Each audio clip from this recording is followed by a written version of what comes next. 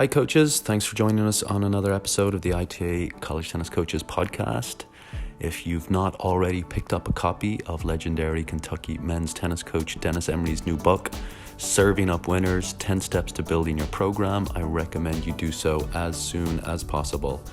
In this podcast, we discuss the traits of the most successful coaches, marketing yourself and your program, sustaining success over a long period of time, the current state of Division I college athletics, plus a lot more great insights from Coach Emery's career, which he includes in his book. So listen to the podcast, pick up the book, and start applying some of the lessons to your program for the next season. Coach Dennis Emery, welcome to the ITA College Tennis Coaches podcast. Well, thank you, David. Happy to be here. Yeah, well, I'm glad we reconnected. I've lots of questions for you here. I will have properly introduced you in the intro for this podcast, but you reconnected, letting me know that you've published a new book, Serving Up Winners, 10 Steps to Building Your Program.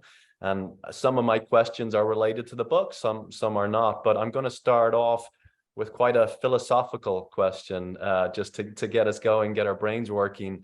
I learned from reading your book that you're the youngest Division I head coach in history. Is that just for tennis or for all sports at 22 No, years? for tennis. Okay. I don't think it's for all sports, but for tennis, I went to Austin Peay University, and my first 5 years before I went to Kentucky was at Austin Peay at 22 years old. Right. So I'm interested in what were some of those traits that you believed, personality traits that you developed as a young man, even a teenager, that kind of pointed you in this direction and then allowed you to have a lot of success early on in your career. And I'm not always convinced that we change as much as people say we do. There's certain traits that we have that are innate, but you were hardwired, I believe, to be very successful at what you did for so many decades. So what are some of those traits? How do you believe you developed them? And has your personality changed over the last several decades? Well, I went to Carson Newman College as a player, and I was recruited at some Division I schools. Carson Newman was NAIA at that time. Mm-hmm. And to be, quite honest, I didn't feel like I was good enough. The coaches that were recruiting me, I kind of felt like, you don't know what you're getting into. I'm not as good as you think. And I was determined I was going to play. That was the most important thing to me, was to be able to play top six. So I went to Carson Newman, but also went there with the thought of going into the ministry. And your senior year in Carson Newman, you had to take a ministry class, an internship. And after giving my final sermon, the head minister called me in and he said, "Hey, it's been great having you. You seem like you really want to, having heard you preach, you seem like you really want to go into coaching, and I would encourage you to do that." Huh. So that's how, I kind of got out of the ministry road, went into the coaching road, which I think is what I wanted to do all along. Mm-hmm. There's a quote in the book where David McCullough, I'm big into history. David McCullough is one of the great American history writers. And somebody asked him, they said, "Hey, how much time did you spend researching this book? How much time did you spend doing this on this book?" And he said, "The right question is, how much time did you spend thinking about this book?" Mm. And, that was me with my coaching, with my tennis. I thought about it 24/7. I made up my mind. The first thing I wanted to do when I got up in the morning, I wanted my first thought to be about coaching, my players, my team. When I went to bed at night, I wanted my last thought to be about coaching. And one of the reasons why I stepped away at 57 was I didn't want my first thought in the morning to be about coaching anymore. Mm-hmm. But I think you're saying, what trait do you have? I really felt like I could focus on the tennis a lot. I was lucky to have a wife that allowed me to do that, and a family that allowed me to do that. Okay. And so now that you've had several years to reflect on your coaching career, and like you said, you're putting a lot of thought into this book, trying to remember different players, your relationship with those players, the various stories through the decades, the various matches. But even you as a coach, you know, what, if anything, would you do differently now? If you were said Kentucky said, "Hey, Coach Emery, we need you back. We need you to lead the team tomorrow. We need you to do it for the next 5 years." What, if anything, would you do differently? You know, I think I would take a little more time away. As the more I think about it, I was always afraid. I'll tell you a story, and I think it's in the book. In 1992, we went to the quarterfinals. We won the SEC, and we went to the quarterfinals of the NCAA. Well, that's actually not true. The year before, but at the end of I really felt like we did go to the quarters, but at a different time. I really felt like, look, I'm not the guy to get us to the next level. Even though we had this great success, I'm not the guy to get us to the next level. And I went and saw our athletic director and I said, listen, I know this sounds crazy, but I think I want to step away. I know we won the conference. I know we went to the Elite Eight, but I just don't know that I believe that I can win it all. And he said, look, you're a great coach. He was a great coach himself, a great basketball coach. Mm-hmm. And he said, you need to step away. You need to take a month. You need to go fishing. You need to develop, something else to do with your life, for a little bit. And when you come back, your job's going to be here for you. He said, I took a year away from my coaching in basketball and came back, went to a different school, but stepped back for a year. The point being, I never felt like I could get away from the coaching, and that's something I would do differently. I would try to find a week here, 2 weeks there, but it always seemed like with everything we had going on, there just wasn't that time. And there was, you just have to take it. Mm. Yeah, I know that's a challenge for all coaches, and you're concerned your competition is getting ahead, and even if you get away, you're still in your own head, right? And you're thinking about everything that needs to be done or what you should have done differently the previous season. Is there anything in terms of even on court, say, whether it's player development or with relationships or any other aspect of the job that you could say, or even just, I mean, you're still involved in college athletics and you're seeing how some of those changes have impacted the sport, positively, negatively. We can get into that later, but how might the job be different now than when you retired, or again, is it, and what would you do, if you were coaching these days? Well, the one thing I would tell you is my last year in coaching, was 2012. And my last season, we were undefeated in the SEC. And I put a lot of pressure on myself. And in fact, one of our athletic directors, not our athletic director, but an associate athletic director, came up. We were going to play Vanderbilt the last match. And he said, I hope you don't lose and back into the winning the SEC. And I said, just so you know, there's 5 teams in the top 10 in the SEC, us being one of them. And if we lose to Vanderbilt, we didn't back in. We beat them all, beat them on the road. And, but that had an impact, kind of on me. Mm-hmm. Of, what, look, we're going to go undefeated. Is that enough? And then the other thing that happened my last year is Eric Quigley went to the finals of the NCAA tournament and played Steve Johnson in the finals. Huge match because Quigley had 171 wins, which is tied for the most all time with Rick Rudin of Clemson. And Steve Johnson had, I think it was 72 consecutive wins in college, which I think is the record. So whoever won that match was going to, set a record. Mm-hmm. And unfortunately for us, Steve Johnson won it. But, I just felt like I had nothing left to give, at that time. I felt like my goodness, I've done this 35 years. I've thought about it nonstop. I've got to step away. This isn't good for my health, you Mm, know, and the the athletic department, the athletic director, I know it doesn't sound like that, but our athletic director never put any, I never felt pressure from our department mhm, necessarily to win. It was all self-imposed. And if, I feel like there is more pressure now from the athletic departments, when you're asking what's changed, but I don't feel like, anybody could have put more pressure on themselves than I did. I mm, always, my goal was always to go to the Sweet 16, which we did a lot, mhm. and then see where we could go after that, see how far we could advance after that, whether that was at the national indoors or at the NCAA outdoors. Mhm. Okay, so again, in reading your book, I saw that John Calipari, Coach Calipari, the head men's coach at Kentucky, wrote the foreword to your book.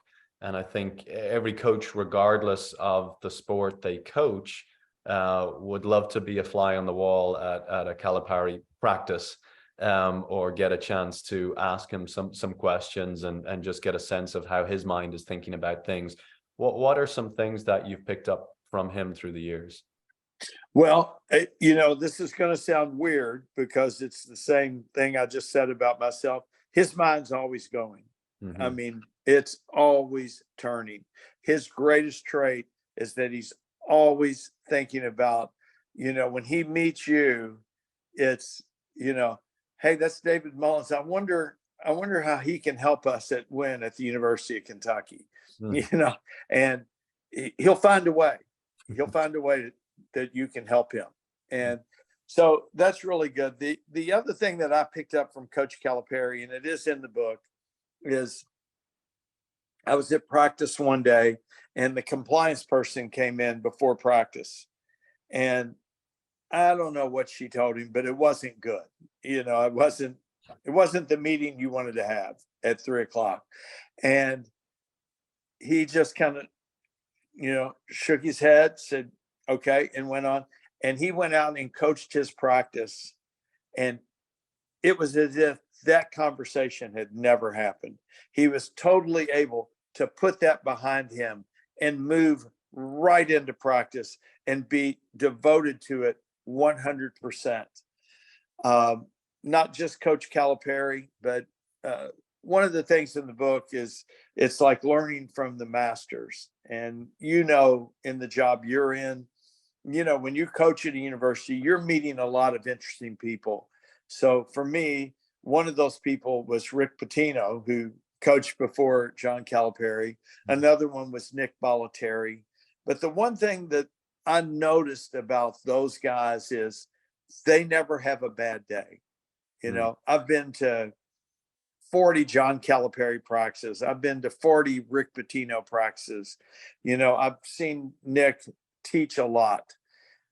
Those guys don't have bad days, Mm, and when they have bad days, they cover it up with enthusiasm. They just pour on the enthusiasm. And that was something that really stood out with me. Where it really hit home with me, uh, it hit home with John Calipari, but it really hit home with me with Nick Bollettieri because, as you know, Nick would teach sometimes it's 1,000 an hour, it's $1,500 an hour. mhm, But you're going to get some players that aren't very good for that, and it might be your fourth straight hour on the court or fifth straight hour on the court. He was exactly the same with those people as he was with Andre Agassi, Tommy Haas, any of those guys. And I mhm, thought that was Nick's. You're asking, what do you learn from John Calipari? That's one thing, but I thought that was Nick's greatest trait was, you know, everybody got his best. mm. And as I've watched, over my 35 years coaching, as I watched the great ones, Harry Hopman, a guy named Pat Etcheberry, who you may or may not be Sure. familiar with, who started at the University of Kentucky with me. Okay. Didn't know that. Yeah, um, those guys don't have bad days, and that for a young coach, I would tell you, try to make sure, you know, that's a good goal to have. You never have bad days. You're never distracted by what's going on outside. Yeah. Amazing. Okay, so with like I said, I've received your book a couple of days ago. I've not got all the way through it. I'm going to finish it this weekend, and I really recommend it to coaches. It's an easy read. It's a fun read. You'll get through it in a couple of days, no problem, and learn a lot. But I can see chapter 9 and chapter 10 in the book. Chapter 9 is expand your reach, and then chapter 10 is marketing yourself. Can you talk a little bit about both of those, and maybe how are they different? Because reading them without reading the chapters, it's like, oh, is that kind of the same thing? So can you share with us more about that? Sure. Just give me 1 second. Let's start with the fundraising section of that. When I came to the University of Kentucky, we were funded, but we weren't funded like the University of Georgia. We weren't funded like the University of Florida. And so what I had to do is I had to try to create a niche for myself. And this ties into the fundraising. Okay, I'll get to that. So what my goal was, I wanted to have the best indoor team in the country. And the people who kind of followed along behind that were Craig Tiley, as you know, and then Brian Boland. So all those guys got good indoors before they got good outdoors. And it only makes sense because, we're an indoor region. But my vision was I wanted to try to win the NCAA outdoors. I wanted to be the best team indoors before that, as part of that progression. As part of that, I had to fundraise the money for our indoor tennis center. And so what I did was I sat down, I put together a committee of 5 people. We went, we sat down, and the first meeting, a guy told me, he said, look, we have a guy in our town who still lives here, Hillary Boone. He was your team captain in 1939 before he went off to World War II. And you should go sit down and talk to Hillary. And so we did that, and Hillary ended up giving us $500,000. And, I'll go into this just briefly. He sat down with me and our athletic director, and he said, I'm going to give you $500,000 in stock. And our athletic director said, thank you very much. It's a great gift. And he goes, the building's $1 million. And he goes, I know it's $1 million. He goes, listen, Cliff Hagan, who was the athletic director, Cliff, I'm just one person. I'm giving you $500,000, and I'm just one person. You've got the entire weight of the University of Kentucky behind you. Don't you think you could match that?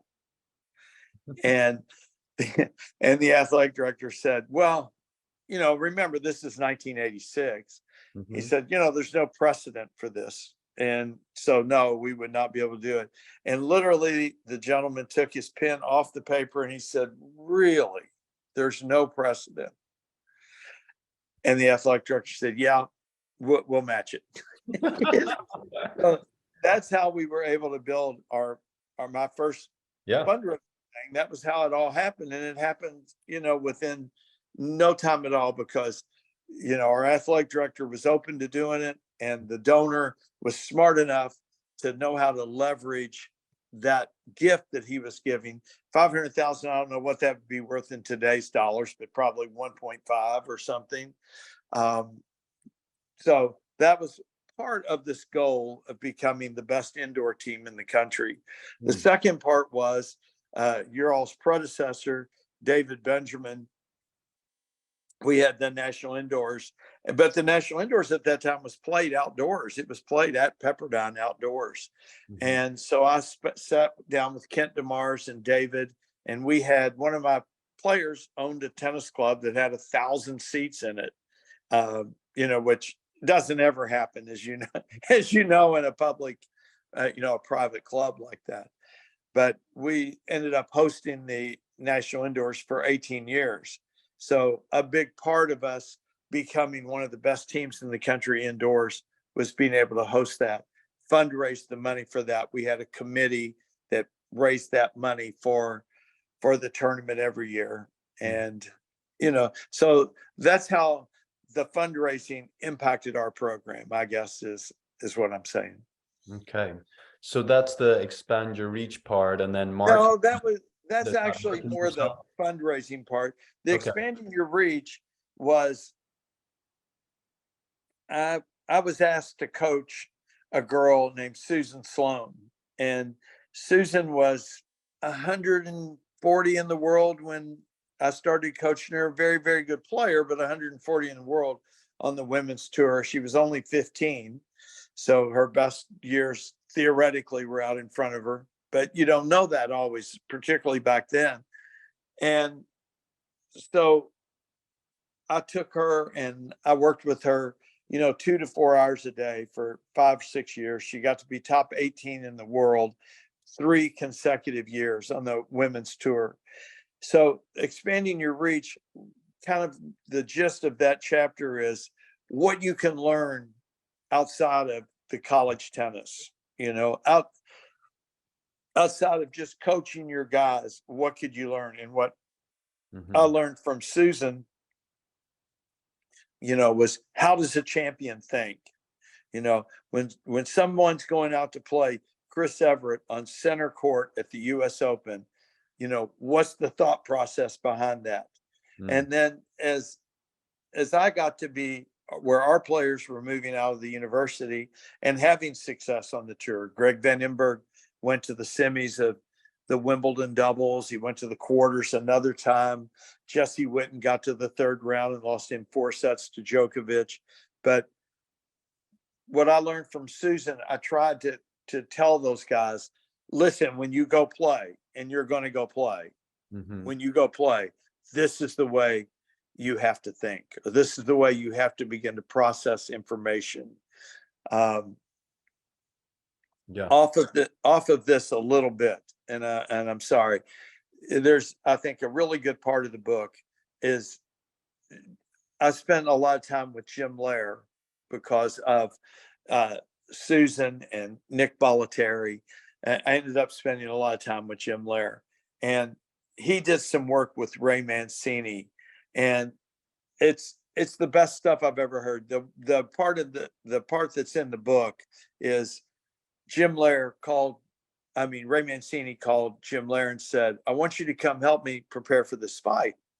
And the problem was Boom Boom Mancini had killed a Korean in the ring his last fight. And now it's 2 years later, he's coming back, and he told Jim, he said, Jim, I'm willing to pay you all this money to work with me because I don't want to lose the fight before the fight happens. And a lot of parts of the story, but one of them was the part that I liked was Jim had to return to Bradenton, Florida, and Mancini called him one night and he said, Jim, I had a negative thought in the ring today. And Jim Lair said, Ray, that's interesting. How many of these negative thoughts did you have? He said, Jim, I had one. I had a negative thought in the ring. And Jim Lair said, not to Ray, but he said, I thought back to all these negative things that are going on the court with these people. And he said, Mancini told him, he said, Jim, I don't think you understand. When you're negative, you get slow. When you're slow, you get hit. When you get hit, you get cut. When you get cut, you lose the fight. It's over. This guy that I'm going to fight, if he sees that I'm negative at all, he's going to take advantage of that. He's going to cut me and he's going to beat me. And Jim Jim related that so well to tennis. But that's another thing that I worked with Susan Sloan in that expanding your reach part of the book that you're talking about. Got it. Okay. Yeah, makes perfect sense. And what a great story.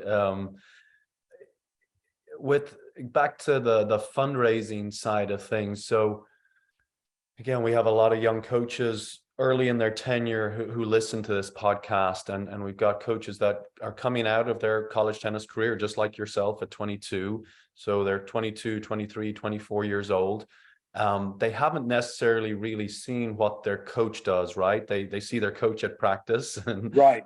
trips, but they don't really see what's happening behind the scenes, and the various headaches, but also say the fundraising side of things. So they believe they're getting into this job just to recruit and coach players and manage a team culture. And then they're told they have to fundraise $20,000 for this, or 10,000, or $1 million for replacing the tennis courts.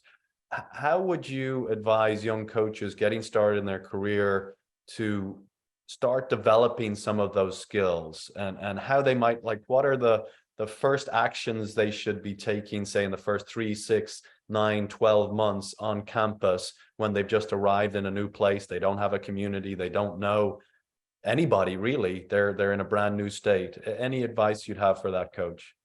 Yeah. Well, one thing I would say is there's key people in every community, and you need to really connect with those people. And you don't need to connect with them because you want them to give you money.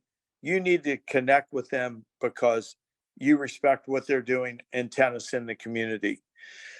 Almost all the people, a lot of the people who I fundraise with are not who I started out to talk to. You Mm. know, they're basically a friend of a friend. Somebody that Yeah. has led me to another guy. One thing I wish I had done more of early in my career is I wish I had played more with people in the community. I wish I'd have taken an hour or two a week to identify a couple people and play with those people. Just give them a give them free lessons. And it doesn't even have to be lessons. Doubles is even better than singles because you're impacting 3 people. But I do a lot of this right now in my fundraising. Now I have time to do it, where when I was coaching, I didn't have that time. But I wish I would have made a little more time to do that. Mm-hmm. People, they like to be on the court with you. It's good to go to lunch with people. They'd rather be on the court with you. Would be it. That's been my Right. my experience. When I went into the fundraising aspect of what I was doing, one of the things I made up my mind was I was never going to say no to anybody. If somebody came to me and said, "Hey, you want to go to lunch?" Yep, absolutely. Hey, would you want to go to the horse race? Yep, I'll do it. Whoever it was, I made up my mind. I'm doing it. I'm going to build this network. I'm going to do it, through personal relationships with people. One of the things I mentioned to you, we've raised about $11 million for our new tennis facility, which is great, except the facility is going to cost 24, so we're basically halfway there. But, our former players, one of our former players gave 1.5 million for that. Another former player gave 1.2. Wow. We've had a couple players who've given, 175 to 250,000. And, but they did that because they had a really good experience at the university. And, we didn't let it drift off too far. People, Mm-hmm. they come back, but if you can kind of stay in contact with them, set up that mailing list, that email list, set up that text phone chain where, you can reach out to 150 people at a time. Hey, we're playing, in the SEC, like today, our team's playing in the SEC quarterfinals, watch it. You can watch it here. You can do this. Personal relationships, to summarize, personal relationships are very, very important. And identifying who you think those people are. Just like, for example, when we raised the money for our first indoor facility, one guy mentioned one name of a person I'd never heard of. And that led, to us being able to build our indoor facility Wow. with one donor. Right. One donor. Yeah, you just don't know. You just don't You know. don't know. Okay. Well, move it. I know, and we're jumping from topic to topic, and many of these are chapters within your book. But I want to move on to recruiting a little bit. So coaches, again, these days, they have so many tools at their fingertips to help with this process. Early in your coaching career, those tools were not available. But if you strip all those tools away and you just, are watching a student athlete, say or a prospective student athlete for the first time, you don't know anything about their results. They're at this event. They're obviously a good player because they've qualified for this event. What are some of the things that you're looking for uh, on the court? Or are there certain, again, traits that they're exhibiting on the court that's catching your attention, or that you're intentionally looking for while observing them play? Well, you, okay, let me answer it kind of this way. I always look first for a player's talent, not their character.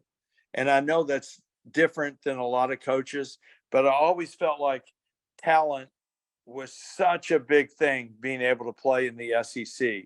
You had to be talented enough. It was going to be very tough to character your way up to the top, of the SEC as you're competing with, all these great foreign athletes. So I tried to look for certain things in the talent area. And then I would come back and see, does that person qualify for us from a character standpoint? Mm-hmm. To answer your question, what did I look for? One of the things I look for a lot at the end of my coaching career, I had two guys who did this, as good as anybody we ever had. So they were not one dimensional. It was Jesse Witten, who got to the finals of the NCAAs in 2002 as a freshman, Mm-hmm. one of only 5 freshmen to go to the NCAA singles final in the modern era. And then Eric Quigley in 2012, who also lost in the finals of the NCAA. But what I looked for with those guys was the ability to go from defense to offense. And the reason I did that was I felt like so many times players end up being one dimensional. They end up being only able to come forward and do things, or they end up only being able to stay back and grind you out. And when we had Witten and Quigley, who both had big forehands, but they were able to cover the corners, get out of the corners, go neutral, and then go on offense. And that's what I was looking for. Another big part of that was I felt like if somebody can do that, they're going to be able to do a lot of other things. They're able, if they have that skill set, they're going to be able to do a lot of other things. So that was something I really looked for. Another thing I looked for was, could people return from different positions on the court, or no matter who they played, no matter what they were doing, were they always playing in the same position on the court? I didn't like that. I thought that showed a lack of flexibility in their game. And not saying I wouldn't recruit them, I just I like to have that more flexibility there. Yeah. And then from the character standpoint, were there any questions you would ask them? What additional research might you do? They've established talent-wise, they're good enough to play in the SEC. But how would you research the character side of things from that point forward? Well, for example, we have Cedric Kaufman, who played for me for 4 years and is now, coaching a team that's top 5 in the country.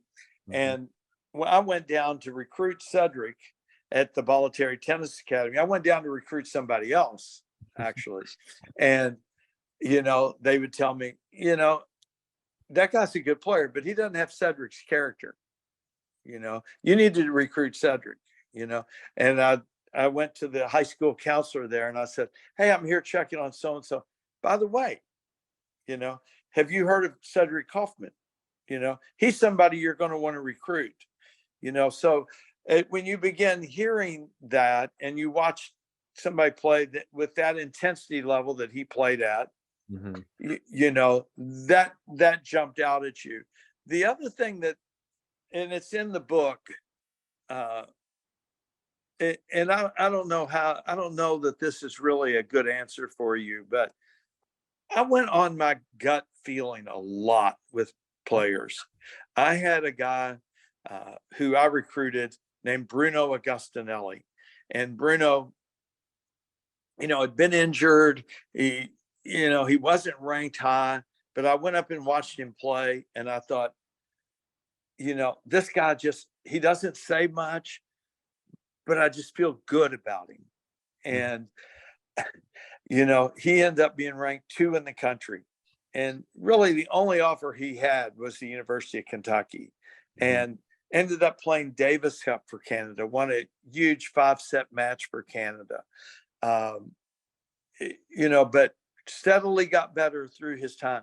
But I just had a gut feeling on him. Eric Quigley was a good player. He's another guy who was very quiet at that age. So he wasn't demonstrative on the court in any way.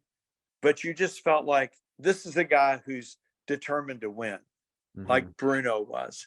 And so I looked for guys who had that focus. I wasn't necessarily looking for the loudest guy out there. I wasn't looking for the guy that was pumping his fist the most. I was looking for the guy who was able to keep his focus. Sometimes people develop that more in college, where they can do both. They can keep their focus and do that. But 2 great examples for me were Bruno and Eric Quigley, 2 of the best players we ever had. And, quiet but strong character. I guess the way to say it would be humble but confident. And that's what I was always looking for. Yeah, I like it. Humble but confident. So Coach Emery, now that you're kind of on the other side, well, I don't want to say the other side, you're on the administrative side of things now as an associate AD at the University of Kentucky, and helping with them a lot of fundraising projects. You're so immersed in this world. You've seen name, image, and likeness come along. You've seen the conference realignment. Obviously, OU and Texas are about to join the SEC here. There's lots of other things going on, change in leadership at the NCAA. What are your thoughts on the current state of Division I college athletics? And are you concerned or hopeful, or a little bit of both, about the future, and especially as it relates to Olympic sports and more specifically college tennis? Well, I think everybody needs to be a little concerned because we just continue to go into uncharted territory, and doing it at a much more rapid rate than you would think. But at the same time, my goodness, the opportunities that are out there for the student athletes now, they were never there when I was coaching. So, I'm super optimistic that, college tennis, for example, is going to be an even greater pathway to the pros than it has been in the past. And in the past, I thought it was a great pathway to the pros. But as, more and more opportunities open up in college tennis, the thing that I love, we have a challenger on our campus, that I started 30 years ago. It's the second longest running challenger in the United States on both the men's and the women's side. I think the exposure that the players get in those events, is you just can't put a price tag on that. So I see that growing more and more, I think, in the future. So I'm super optimistic. I'm a little jealous walking into some of the facilities that I walk into, Sure. that are $25-30 million facilities. Yep. Everybody just kind of continues to escalate that. And I think that's great. The thing that I would love to see college tennis do is integrate more into the regular tennis community, open up their facility for tournaments, open up their facilities to do things like that, not just be a silo sitting there. So, and we've always tried to do that here. We host the state closed, we host the state high school championships. All those things are just great exposure. I'm sorry. I hope hopefully that answered your question. No, it does, and I'm glad to hear you're optimistic. So that makes me feel a little bit better, because I struggle to sleep sometimes, just worrying about the landscape. And you speak to athletic directors and they're talking about a lot of the boosters money now heading towards these name, image, likeness collectives, and that they're not necessarily giving to the athletic department as a whole, who are able to then decide how they want to distribute those dollars and what is the trickle down effect. The court cases that are occurring right now with student athletes, former student athletes suing the NCAA and potentially looking to be counted as employees in the future. And I'm not sure they're really thinking about the long-term consequences of that and what it could do to the Olympic sport. So look, I work extremely hard 6-7 days a week on behalf of college tennis, but look, it's part of my job to worry, right? But there's lots of great things going on, and like you said, it's just the rapid change. I think our heads are spinning with how quickly things are changing, and maybe that slows down in the coming years. Maybe some of these issues are resolved in the courts or by the federal government, and we start to slow down a little bit, and can kind of find our feet again. And okay, this is the new world we live in. This is the new reality. What does that look like for longer term planning? I mean, at the ITA, we used to do 5-year strategic plans. I mean, we're on 18-month strategic plans now because the world has just shifted so quickly in such a short amount of time. So yeah, it's lots to think about, but like I said, glad to hear you're optimistic. Well, I can't speak for everybody. I can speak at our university, for example. Our guy's super sharp. Our AD is one of the longest tenured ADs in the country. He's got it together. Our overall sports program last year at the University of Kentucky, we were 9th, in overall sports. Mm-hmm. So, that shows you where he's at, his level of commitment to all the sports. But the one thing I would say is, these guys, not necessarily our AD, but the people who are running the NCAA and stuff, they may not get it right the first cut. Yeah. But they're going to get it right. And they're going to get it right. I'm confident they're going to work through this NLI stuff, mm-hmm. To where it's not to the NCAA or the school's disadvantage. They're going to work it out to where it's to the school's advantages, and I'm pretty confident that'll happen. Good. Okay. Well, thank you for let's end the podcast on that positive note. But I definitely promote the book here for anybody watching on YouTube and Coach Emery. So where can coaches find this book if they want to purchase a copy? Well, you can go on Amazon. It's $20, and it's written for college tennis coaches. Yeah, that's the target market. And so, my email address is DENNISGEMERY@AOL.com. If anybody has any questions about the book, I hope they'll feel free to email me. Great. Well, thank you for that kind offer. And thank you for writing the book. Just the fact that this exists now for this current generation of coaches, but also future generations to be able to pick up a book, have a starting point, but get them to think critically about some of these topics and get off to a much faster start than maybe you or I did in our coaching careers. Right. We're trying to feel around and trying to work things out on our own. So this is fantastic, and look forward to promoting it to all our coaches here in the coming weeks and months. Thank you so much, David. And thank you for all you do. No, you're very welcome. Thanks for coming on the show. All righty.